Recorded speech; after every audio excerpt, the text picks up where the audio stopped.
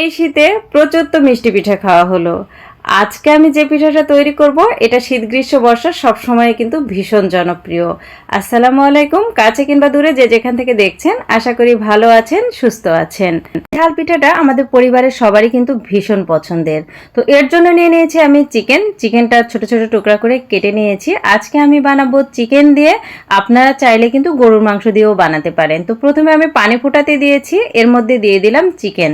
তো চিকেনগুলো নিতে হবে হাড় ছাড়া। তো এভাবে আমি গরম পানিতে দিয়ে দিচ্ছি। এরপরে আমি এর সাথে সামান্য একটু লবণ আর হলুদ দিয়ে খুব ভালো করে সেদ্ধ করে নেব। তো 8 থেকে 10 মিনিটের মতো সেদ্ধ করলে হবে। এদিকে মাংসটা সেদ্ধ হতে থাক। মাংসটা খুব ভালোভাবে সেদ্ধ করে আমি পানি ঝরিয়ে ঠান্ডা করে নেব। পানি ঝরিয়ে ঠান্ডা করে নিয়ে এটা আমি হাতের সাহায্যে খুব ভালোভাবে ঝুরঝুরে করে নেব। তো দেখে আপনারা নিশ্চয়ই বুঝতে পারছেন যে আমি কিভাবে এটা করছি। চিকেন আমি খুব ভালোভাবে ঝুরঝুরা করে নিয়েছি। তো দেখে নিশ্চয়ই বুঝতে পারছেন যে কিভাবে করেছি। তো আর যা যা মশলা লাগবে সব কিছু রেডি করে নিয়ে আমি চলে আসলাম চুলায় একটা প্যান বসিয়ে দিয়ে এতে আমি পরিমাণ মতো পেঁয়াজ কুচি দিয়ে দিলাম। পেঁয়াজগুলো আমি একটু মোটা মোটা করে কেটেছি। আর সাথে দিয়ে দিলাম সামান্য একটু লবণ দিয়ে খুব ভালোভাবে নেড়ে চেড়ে নেব। তো পেঁয়াজ আর লবণ দিয়ে ভালো করে নেড়েচেড়ে নিয়ে এর সাথে বাকি যে মশলাগুলো অ্যাড করব সেগুলো আস্তে আস্তে আমি দিব।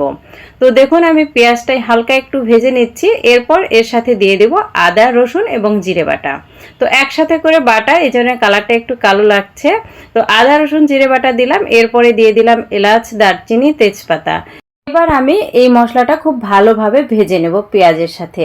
তো এরপরে আমি অ্যাড করব হলুদের গুঁড়া, আর সাথে দিয়ে দিচ্ছি মরিচের গুঁড়া পরিমাণ মতো, আর এর সাথে দিয়ে দেব ধনিয়া গুঁড়া।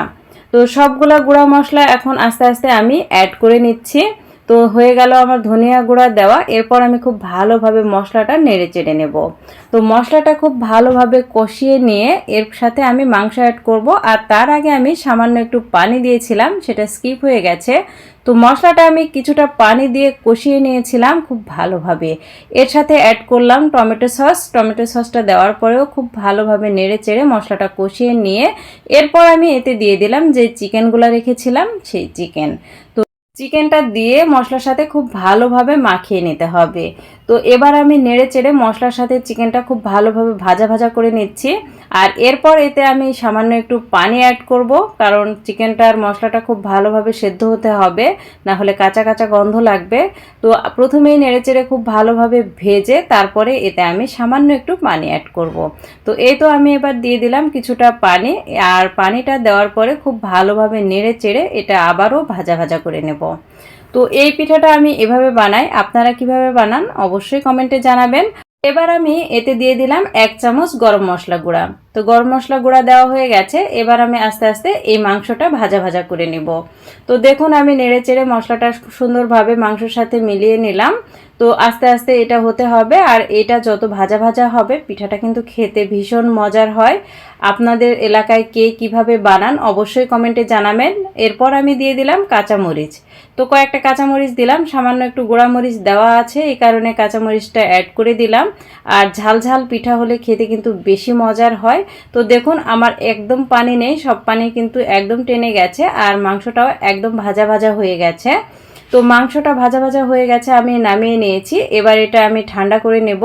পিঠার পুরটা ঠান্ডা হতে থাক। আর একটা পাতিলে আমি পানি বসিয়ে দিয়েছি পরিমাণ মতো, আর পরিমাণ মতো লবণ দিয়েছি। দিয়ে এটা খুব ভালোভাবে পানিটা ফুটিয়ে নিয়েছি। আর এখানে আমি একটা টিপস আপনাদের সাথে শেয়ার করব, সেটা হলো আমি ময়দা সামান্য একটু দিয়েছি এতে, যেন পিঠাগুলো ফেটে না যায়। তো চাউলের গুঁড়ার সাথে সামান্য একটু ময়দা যদি আপনারা অ্যাড করে এভাবে খামিরটা তৈরি করেন, তাহলে কিন্তু আপনার একটা পিঠাও ফেটে যাবে না। তো দেখুন আমি কিভাবে চালের আটাটা সুন্দরভাবে খামির তৈরি করে নিচ্ছি। আর সামান্য একটু কিন্তু ময়দা দেওয়া আছে, এটা আপনাদের বলেই দিলাম। তো এভাবে একবার ট্রাই করে দেখবেন, অবশ্যই কাজে দিবে। তো খামির করা হয়ে গেছে, আমি এবার ঢাকনা দিয়ে ঢেকে রেখে দিলাম, চুলা অফ করে দিয়েছি। এরপর আমি যেই ছাঁচগুলা দিয়ে পিঠা তৈরি করব সেই ছাঁচগুলা রেডি করে নিলাম। আর এবার আমি যেই খামিরটা তৈরি করেছি এটা আমি খুব ভালোভাবে মথে নেব। তো দেখুন এই আটাটার খামির যতটা ভালো হবে এই পিঠাগুলা কিন্তু ততই সুন্দর হবে। আর এটা একদমই ফেটে যাবে না। তো দেখুন আমি বড় বড় দুইটা বলের মতো করে নিয়েছি, কারণ আমি বড় করে একটা রুটি বেলে সেই রুটি থেকে কেটে এভাবে সাইজ করে নিয়েছি। এবার আমি ঝটপট পিঠাগুলা তৈরি করে ফেলবো। তো দেখুন আমি একটা ছাঁচের মাঝখানে রুটিটা দিয়ে এরপর এতে দিয়ে দিলাম সেই পুরটা। তো চিকেনের পুরটা দিয়ে খুব ভালোভাবে এই তো চাপ দিলে একটা করে পিঠা তৈরি হয়ে যাবে। এটা কিন্তু খুবই দ্রুত করা যায়। তো আমার সবগুলা পিঠা দেখুন কতটা সুন্দর হচ্ছে, কোনো পিঠাই কিন্তু ফেটে যাবে না, আর দেখতেও কিন্তু অসাধারণ হয়েছিল। আর এই পিঠাগুলা খেতেও কিন্তু ভীষণ মজার, আর এটা আপনি ফ্রোজেন করে রেখেও দিতে পারবেন। তো দেখুন আমার সবগুলা পিঠা কিন্তু বানানো হয়ে গেছে, সবগুলা পিঠাই খুব সুন্দর হয়েছিল দেখতে। তো এবার আমি চলে আসলাম চুলায়। চুলায় একটা প্যান বসিয়ে দিয়ে এতে পরিমাণ মতো তেল দিয়ে আমি পিঠাগুলা ভেজে নেব। তো আমরা যেহেতু কিছুটা পিঠা খাবো আর কিছুটা ফ্রোজেন করব, এই কারণে যেগুলা খাবো সেগুলো ভেজে নিচ্ছি। তো দেখুন আস্তে আস্তে ভাজলে এই পিঠাগুলা কিন্তু একদম মুচমুচে হবে আর খেতে কিন্তু ভীষণ মজার হয়। এটা খুব দ্রুত ভাজা যাবে না, তাহলে কিন্তু ভেতরটা নরম থাকবে আর উপরটা মচমচে হয়ে যাবে, আর সেই পিঠাটা খেতে কিন্তু একদমই ভালো লাগে না।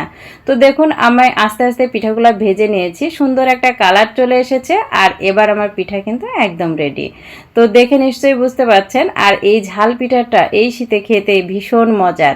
শীত ছাড়াও কিন্তু এই পিঠা অনেক জনপ্রিয়। সবাই ভালো থাকবেন, সুস্থ থাকবেন, আর আমার সাথেই থাকবেন। আল্লাহ হাফেজ।